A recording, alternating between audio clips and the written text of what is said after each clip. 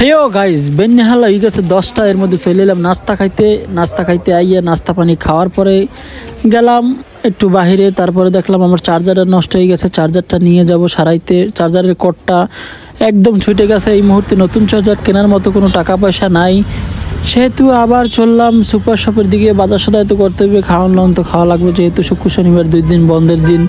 তাই চলে গেলাম আমরা সুপার শপের দিকে যাইয়ে দেখি যে সব কিছুই আছে, সব কিছু তাজা মাছ, মুরগি, শাকসবজি সব কিছুই তাজা লাগছে।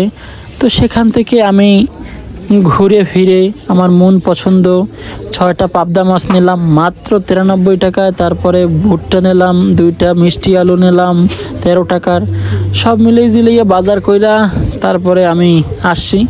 তো আমি যে বাজারটা করলাম সর্বমোট মিলিয়ে হয়েছে গিয়ে আপনার 131 টাকা। 131 টাকার ভিতরে আজকে আমার 3 বেলার খাবারের কিন্তু বাজার কমপ্লিট। ধন্যবাদ সবাইকে।